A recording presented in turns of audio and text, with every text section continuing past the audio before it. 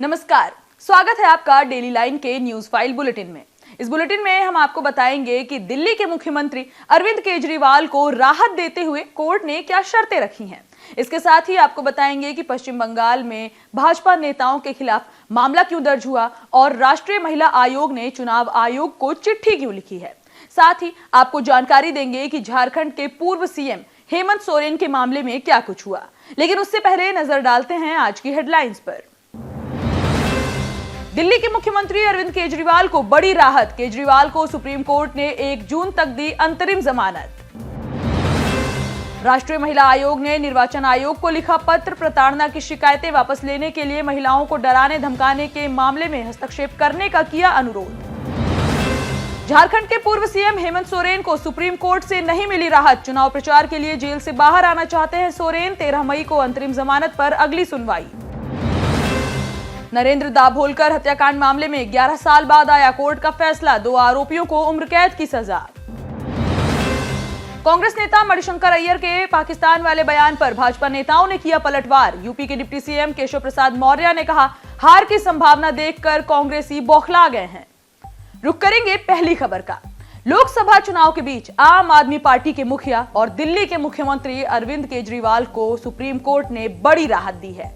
केजरीवाल को 1 जून तक के लिए सुप्रीम कोर्ट की ओर से अंतरिम जमानत दे दी गई है।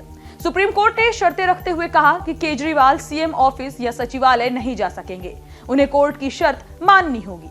बताया जा रहा है कि केजरीवाल के वकील अभिषेक मनु सिंघवी ने कोर्ट से 5 जून तक की जमानत की मांग की थी। हालांकि कोर्ट ने 2 जून को अरविंद केजरीवाल को सरेंडर करने का आदेश दिया है। बीते गुरुवार ही ईडी ने केजरीवाल की जमानत अर्जी का विरोध करते हुए सुप्रीम कोर्ट में एक हलफनामा दायर किया था। ईडी ने कहा था कि चुनाव प्रचार करना कोई मौलिक अधिकार नहीं है। वहीं दूसरी ओर ईडी के हलफनामे पर केजरीवाल की लीगल टीम ने कड़ी आपत्ति जताई। हालांकि ईडी की सभी दलीलों को दरकिनार करते हुए अदालत ने केजरीवाल को अंतरिम जमानत दे दी है। वहीं हाईकोर्ट ने बीआरएस नेता के कविता की याचिका पर ईडी को नोटिस जारी किया है। न्यायमूर्ति स्वर्णकांता शर्मा ने ईडी से कविता की जमानत याचिका पर अपना जवाब दाखिल करने के लिए कहते हुए मामले की सुनवाई 24 मई तय की है। बढ़ेंगे अगली खबर की ओर। राष्ट्रीय महिला आयोग ने पश्चिम बंगाल में संदेशखाली में यौन प्रताड़ना की शिकायतें वापस लेने के लिए महिलाओं को डराने धमकाने के मामले को लेकर निर्वाचन आयोग को पत्र लिखा है और इस पर हस्तक्षेप करने का अनुरोध किया है। आपको बता दें, बीते दिन ही पश्चिम बंगाल में भाजपा के मंडल अध्यक्ष गंगाधर कयाल, बशीरहाट उम्मीदवार रेखा पात्रा के खिलाफ संदेशखाली पुलिस स्टेशन में मामला दर्ज किया गया। संदेशखाली से जुड़े एक कथित स्टिंग ऑपरेशन का वीडियो वायरल होने के बाद से बवाल मचा हुआ है। तृणमूल कांग्रेस ने बीते दिन बीजेपी के सुवेंदु अधिकारी और कुछ लोगों के खिलाफ चुनाव आयोग में शिकायत दर्ज कराई है। शिकायत में टीएमसी ने दावा किया है कि बीजेपी के एक नेता ने कैमरे पर कबूल किया है कि संदेशखाली घटना में बलात्कार के आरोप मनगढ़ंत थे।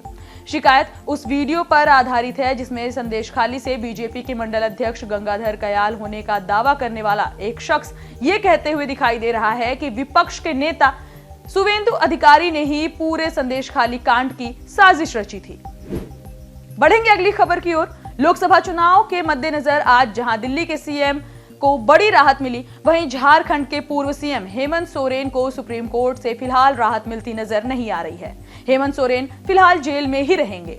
हेमंत सोरेन चुनाव प्रचार के लिए जेल से बाहर आना चाहते हैं। इस बाबत उन्होंने सुप्रीम कोर्ट में अंतरिम रिहाई देने की अपील की थी। हालांकि सुप्रीम कोर्ट ने हेमंत सोरेन की अंतरिम रिहाई वाली सुनवाई के लिए फिलहाल मना कर दिया है। सुप्रीम कोर्ट ने कहा कि इस मामले को सोमवार को होने वाली जमानत याचिका के साथ उठाएं। 13 मई को अंतरिम जमानत पर सुनवाई होगी। हेमंत सोरेन ने झारखंड हाईकोर्ट के उस फैसले को चुनौती दी है जिसमें उनकी गिरफ्तारी को सही बताते हुए हाईकोर्ट ने याचिका खारिज कर दी थी। हाईकोर्ट ने इस बाबत 3 मई को फैसला सुनाते हुए कहा था कि ईडी के पास इस बात के पर्याप्त सबूत हैं और हेमंत सोरेन की गिरफ्तारी को गलत नहीं ठहराया जा सकता। इसके बाद हेमंत सोरेन ने सुप्रीम कोर्ट का रुख किया। बता दें कि हेमंत सोरेन की ओर से सुप्रीम कोर्ट में कपिल सिब्बल केस लड़ रहे हैं। बढ़ेंगे अगली खबर की ओर, जहां नरेंद्र दाभोलकर हत्याकांड मामले में 11 साल बाद कोर्ट का फैसला आया है। महाराष्ट्र अंधश्रद्धा निर्मूलन समिति के प्रमुख नरेंद्र दाभोलकर हत्याकांड में 5 लोग आरोपी बनाए गए थे। पुणे में सीबीआई की स्पेशल कोर्ट के एडिशनल सेशन जज पीपी जाधव ने आरोपी सचिन अंदुरे और शरद कालस्कर को दोषी करार दिया। कोर्ट ने दोनों को उम्र कैद की सजा सुनाई है। इनमें डॉक्टर वीरेंद्र सिंह तावड़े, विक्रम भावे और संजीव पुनालेकर को सबूतों के अभाव में बरी कर दिया गया और इनमें से तावड़े, अंदुरे और कालस्कर जेल में हैं, जबकि पुनालेकर और भावे जमानत पर है। 20 अगस्त 2013 को पुणे के महर्षि विठल रामजी ब्रिज पर 2 बाइक सवार अपराधियों ने दाभोलकर की गोली मारकर हत्या की थी।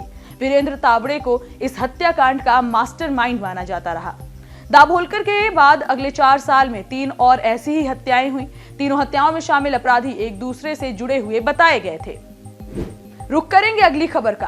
कांग्रेस नेता मणिशंकर अय्यर के पाकिस्तान वाले बयान पर भाजपा नेताओं ने पलटवार करना शुरू कर दिया। यूपी के डिप्टी सीएम केशव प्रसाद मौर्य ने कहा कि लोकसभा चुनाव में करारी हार की संभावना देखते हुए सारे कांग्रेसी बौखला गए हैं। जिन्हें हमारी सेना पर भरोसा नहीं है, उन्हें भारत में रहने की बजाय पाकिस्तान चले जाना चाहिए। वहीं केंद्रीय मंत्री अनुराग ठाकुर ने कहा कि कांग्रेस नेता भारत में ही रहते हैं, लेकिन उनके दिल पाकिस्तान में रहते हैं। पाकिस्तान में क्या साहस है, भारत जानता है कि कैसे करारा जवाब देना है। आपको बता दें, कांग्रेस नेता मणिशंकर अय्यर का एक बयान सोशल मीडिया पर तेजी से वायरल हो रहा है।